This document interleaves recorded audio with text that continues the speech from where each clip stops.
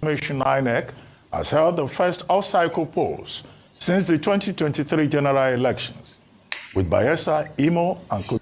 My brother, I carry another story come. I carry a bonge story come. See, this is how they did the analysis, how this analysis of this 2023 governorship election.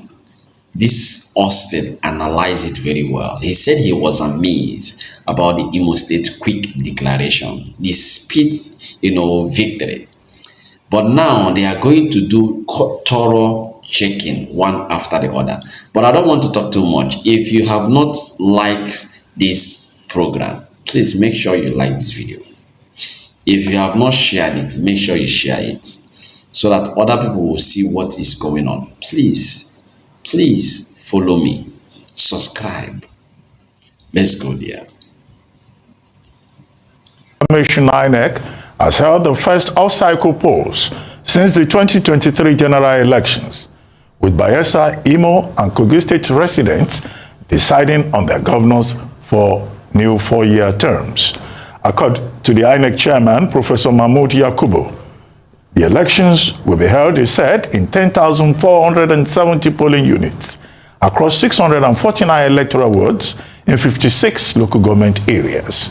However, a total of 46,084 regular and ad hoc staff were deployed in the 3 states, according to the electoral body.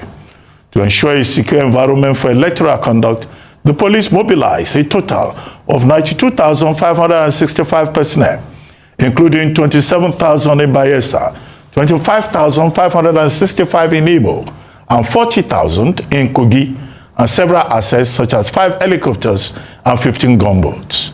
The off-cycle polls at 18 political parties who contested in Kogi, while Imo and Bayelsa have 17 and 16 candidates respectively. The parties deployed 137,934 agents, made up of 130,093 polling and 7,841 collation agents for the election. Joining us now on the morning show as we review the first off-cycle polls since the 2023 general elections is Austin ALIGBE, international election and governance expert, and ACHAKPA, co-convener of Situation Room. Thank you very much for joining us on the morning show.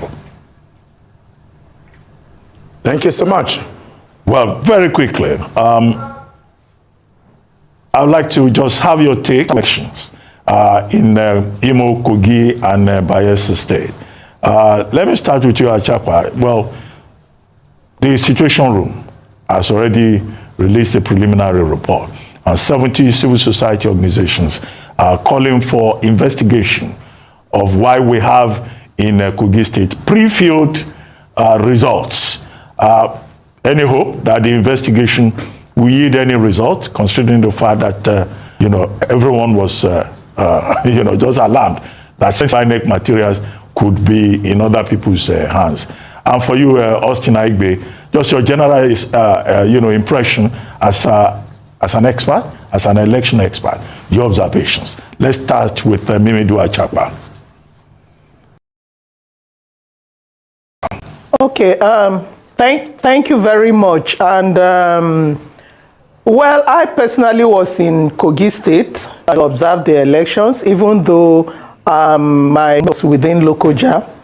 But we had observers all over the state and also in the Ogorimagongo local government, who was giving us first-hand information of what happened. Prior to the election day, we paid a courtesy visit to the Inec rec to ascertain the level of preparedness of Inec for the elections. And he assured us that everything was in place. We were also at the central bank to see the deployment of election materials. Everything was in order. And the meeting we had with the Inec rec, he assured us that everything was going to be as it should be. But we were surprised when we heard that there were there were already result sheets that were pre-filled prior to the elections. Given the assurances that the REC gave us on behalf of Inec, we believe that, and also the press release that they issued out, we believe that adequate measures are going to be taken towards the pre-filled election result sheets.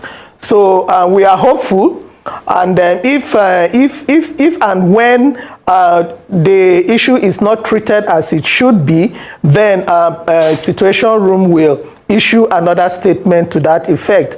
But for now, we are waiting. Elections held on Saturday. Yesterday was Sunday. Elections have already been announced. This morning I heard that the APC candidate won. But we are still hopeful that the issue would be handled with as it should be handled. So we are hopeful that whatever it is, the INEC will redeem its name by treating the issue as it should treat. Austin ALIGBE, your general impression? Hello, Austin ALIGBE.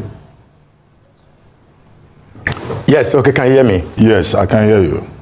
Please go ahead.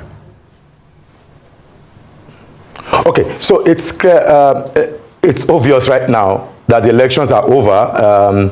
Only we are waiting for the declaration in Bayelsa. What interests me most is the very fast pace of the declaration in Imo State. I was wondering, I did my own kind of calculation that declaring election by 10 a.m., about 10 a.m. on Sunday morning was really very fantastic. And I would love to know the innovation that happened, because that state didn't operate electronic online transmission of results. I mean, it was manual transmission of results. Let me give you a picture of how transmission looked. Election voting happened at the polling unit, and it ends, give and take, about 2:30. From 2:30, a lot of tally will need to happen, a lot of procedure, the rituals of closing ceremonies will need to happen at the polling unit. Let's say give and take, that's about an hour. Movement from polling unit, let's say 3:30. Each of the polling units we have to move to the ward collation point, and that ward collation point is a central location where all the polling units in that ward converge. Let's assume that 10 polling units converge in that polling unit, give and take, they start collation around 4 o'clock. Assume 10. Each of those polling units declaration will take maybe close to an hour to clear them out, because you have to, if there are issues, particularly where there are issues of discrepancies with the data, ballot papers, it has to be cleared. Give and take that the collation at the ward level took them up to 7 or 8 o'clock, maybe 8 p.m., let's say 8 p.m. All of the ward locations, we have to move to the local government point. Local government, if there are 10 wards in the local government, it has to go to a particular local government location for that tabulation before it comes to the state. I'm wondering that the entire night was used to do all of those, and by 10 a.m. in the morning, results were declared. What a fantastic process. But we just saw in Bayelsa, in Kogi, that only a few hours ago, the results were declared, and we are still waiting for Bayelsa. This election has thrown up another level of conversation post-2023 elections because of the dynamics it brought to bear. Now, you already know the pre-filled that my convener situation we talked about. Beyond that, there are incidents of the bypass of the beavers. Bypass of the beavers. Whereas the beavers was supposed to create some level of integrity in the electoral process. And I have seen some uploads of IREF in Imo State. And I asked Nigerians, because it's on an open portal. I asked Nigerians to go on and check. You may not be able to check all of it. There are about almost 95% upload already in Imo State, which is fantastic, fantastic. But pick each of those results one by one to see results displayed on those portals. It will amaze you. A particular candidate where you have about maybe 500 voters, a particular candidate will have about 490.